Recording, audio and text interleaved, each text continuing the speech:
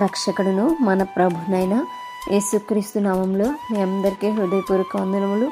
ఈరోజు దేవుని వాగ్దానము ఫిలిప్పీయులకు రాసినటువంటి పత్రిక 4వ అధ్యాయము 19వ వచనము. కాగా దేవుడు తన ఐశ్వర్యం చొప్పున క్రీస్తు యేసునందు మహిమలో మీ ప్రతి అవసరమును తీర్చును. హల్లెలూయా. దేవుడు మన యొక్క అవసరాలను తీరుస్తానని ఎక్కువ ఉదయకాల సమయంలో మాట్లాడుతున్నారు.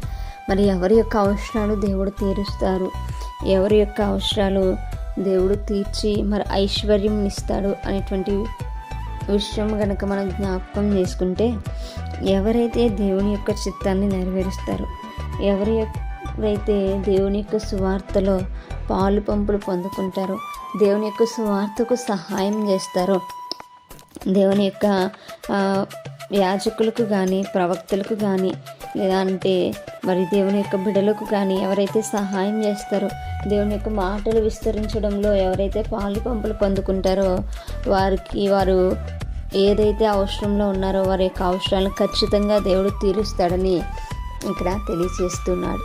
మరి నిజమే, దేవుడు తన ఐశ్వర్యం చెప్పిన దేవుడు తన యొక్క ఐశ్వర్యం చెప్పిన తన యొక్క మహిమ ఏదైతే ఉందో ఆ మహిమలో మన యొక్క అవసరములన్నీ కూడా తీరుస్తాడు. హల్లెలూయా. ఎందుకంటే మన దేవుడు ఐశ్వర్యవంతుడు. మన దేవుడు బుద్ధి జ్ఞాన సర్వసంపదములు గుప్తములై ఉన్నటువంటి దేవుడు. మనము విశ్వసిస్తున్నటువంటి దేవుడు గొప్ప దేవుడు. ఆయన యుగయుగములకు దేవుడై ఉన్నాడు. ఆయన మనం అడిగిన ప్రతిదీ ఇవ్వడానికి సిద్ధంగా ఉన్నాడు. కానీ అడిగేటప్పుడు మనము ఎలా దుర్బుద్ధితో అడగకూడదు, దురాశతో అడగకూడదు. అడిగేటప్పుడు న్యాయమైనటువంటివి, సత్యమైనటువంటివి, మానమైనటువంటివి ఏవైతే మంచివో వాటిని మాత్రమే మనము అడిగేటువంటి వారంగా ఉండాలి. అడిగేటప్పుడు ముందుగా దేవుని యొక్క సన్నిధికి, దేవుని యొక్క సువార్తకు మనము పని చేసేటువంటి వారంగా ఉండాలి, సహాయపడేటువంటి వారంగా ఉండాలి. ఆ తర్వాత మనం అడిగితే దేవుడు మనకున్నటువంటి అవసరతలు ఏవైతే ఉన్నాయో, కొరతలు ఏవైతే ఉన్నాయో వాటిని ఖచ్చితంగా ఫుల్ఫిల్ చేసేటువంటి దేవుడు. వాటిని మరి తన యొక్క మహిమలో తీర్చేటువంటి దేవుడు. కాబట్టి మనం ఎల్లప్పుడూ కూడా దేవుని పైన ఆధారపడదు, దేవుని యొక్క కృప పైన ఆధారపడదు.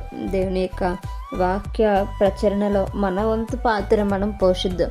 దేవుని యొక్క బిడ్డలకు మన వంతు సహాయం మనం చేద్దాం.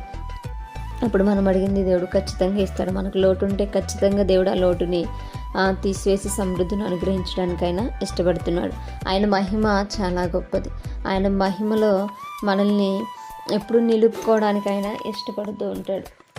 ఆయన కృపలో ఆయన మహిమ మన పైన ఉంటే అది ఎంతో గొప్ప ధన్యకరం. కాబట్టి మనం ఎప్పుడు కూడా కృంగిపోకుండా దేవుని యొక్క సన్నిధానంలో ఉండడానికి ఆయనకి ఇష్టమైనటువంటి మనసు ధరించుకుని ఉందాం. అటువంటి కృప దేవుడు మనకు దయచేయునుగాక. నేను ప్రార్థించుకుందాం. పరిశుద్ధుడ మహాగణుడ యేసయ్యా మీకు స్తోత్రాలు ప్రభా.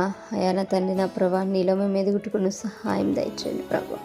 అయా మాకు అవసరాలు మీరు తీర్చాలి అంటే ముందు మేము నాయన అతని నీ సేవలు మేము వాడబడాలి ప్రభు. అతనటువంటి కృప మా అందరికీ దయచేయమని, అతని నీవు ఇచ్చేటువంటి నాయన అతని యొక్క ఐశ్వర్యం మేము సంపాదించుకున్నట్టుకుని సహాయం దయచేయమని ప్రార్థన దయచేసి మీ పాదశాన్ని చేర్చుకోమని యేసయ్యా పరిశుద్ధ నామంలో అతి మిక్కిలివనిముగా బ్రతిమలాడి వేడుకుని పొందించున్నాము మా ప్రియ పరలోకపు మా కన్న తండ్రి. ఆమేన్. Praise the Lord everyone. May God bless you all.